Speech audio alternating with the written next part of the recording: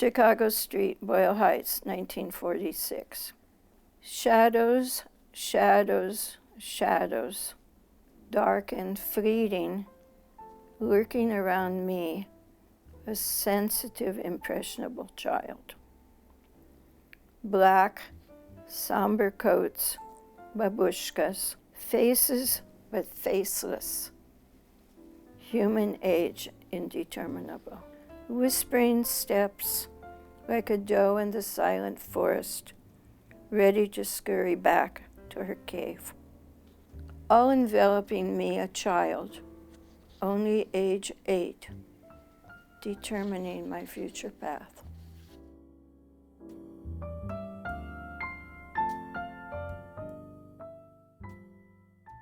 My name is Florene Fanny Rozen. My Yiddish name is Fanya Fegala, and my Hebrew name is Shoshana. I'm 80 and I'll be 81 in August.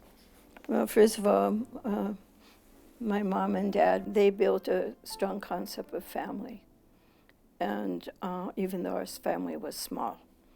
And they really modeled love and caring, not only person to person, but love and caring for a community. And they really made sure that we were exposed to experiences that would draw out whatever we looked like we might have inside of us. Our home was open house. If I weren't there, my friends came and stayed with my parents. Relatives stayed, and we took care of relatives. So I have a brother, Ray, who also is creative, but he has applied the creativity to the business world. And I was very close to my aunt and uncle, who had no children. That was our family.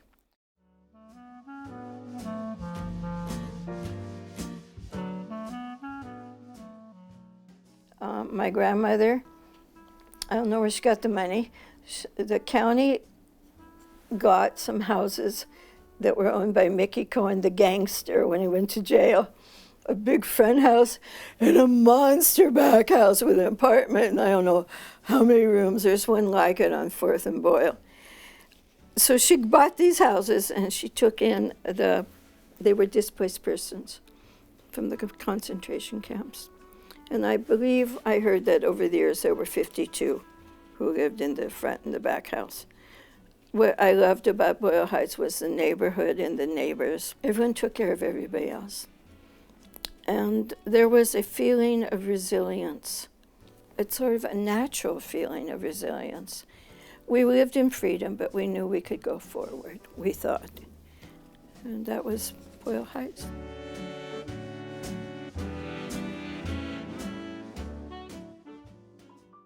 Both my parents were incredible dancers. And I guess I was floating around the house at 4 years old, and my mother and father saw that I had some talent. And my mother had fallen in love with Spanish dancing. I don't know how that came about, because she did more interpretive ballet and things like that. So I went to study with Jose Cancino. And Jose Cancino was part of Rita Hayworth's family. Rita's name was Margarita Cancino. So I studied with different members of the family, but basically with Jose for age 4 to 11. I was discovered to work in movies. I was dancing at the Wilshire Bell Theater. I was very small, and the director, Walter Reich, came backstage and said, "Who's the mother of that little girl?" And there was my contract at Universal. I was in 5 movies, and some of the times I was dancing, sometimes I was acting. Basically, movies were a way to pay for dancing. The song of Scheherazade, which was on the Phantom of the Opera stage. I couldn't do the sexy dances that the older girls did, but I was allowed to stand behind the lines and imitate. And so I have this feeling that no matter where I go in the world, I can jump in and dance, or I can just jump in. You can drop me anywhere in the world, and I'm okay.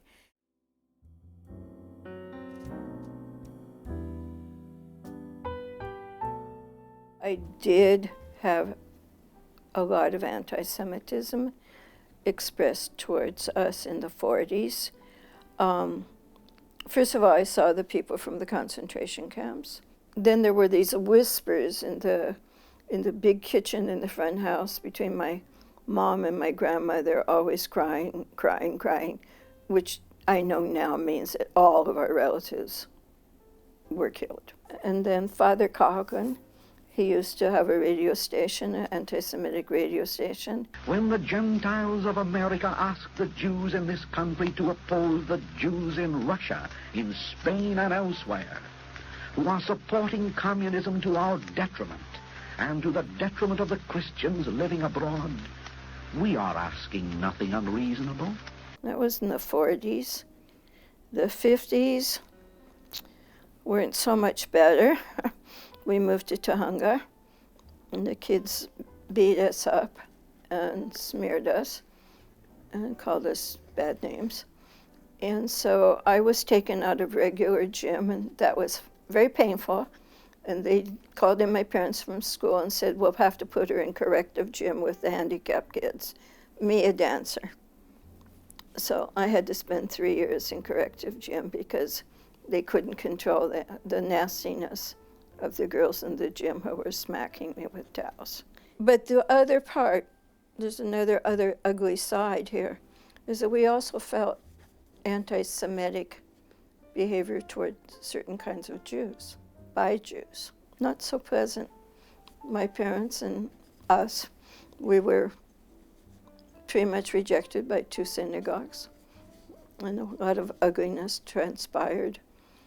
I went as a child to the door to stand in the back for high holidays, and I was told to go home.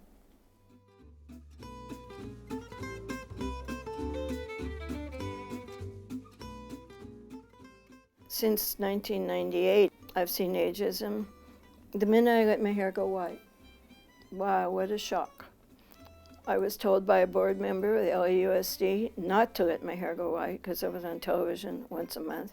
I was director of the Gender Equity Education Commission for the LA School District. I did let it go white. I started to notice that younger women didn't talk to me the same, but I dismissed it. But now it hits me in the face a lot. I realize that very often that we're ignored. We talk and we're ignored. The other sad part, of course, is that friends move away or they've died. They go to live with their kids. Most important thing that hits me right now as I'm sitting here is how do I redefine my life? How do I keep the part going that I already know is intact? And how do I redefine other parts of my life? It's hard.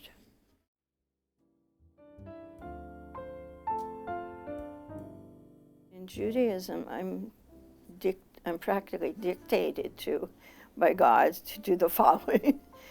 Yeah, I wrote this down because it really is powerful in my life.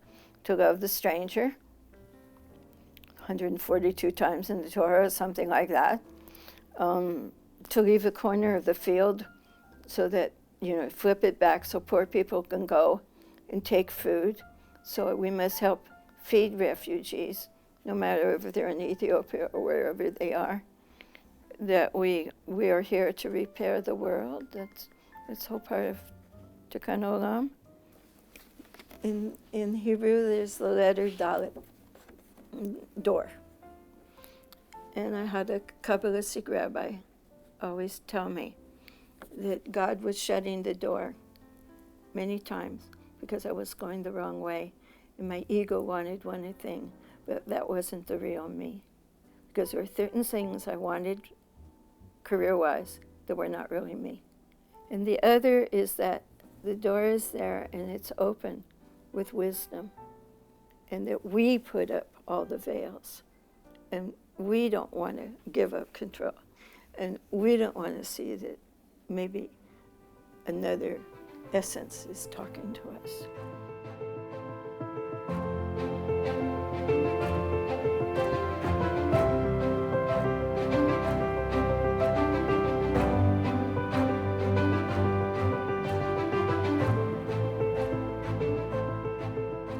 I've learned a lot from Hasidic literature. It behooves people to study Hasidic literature, to recognize a relationship to the Rebbe that doesn't exist in a big city. And how do we define that relationship we're going to hopefully foster?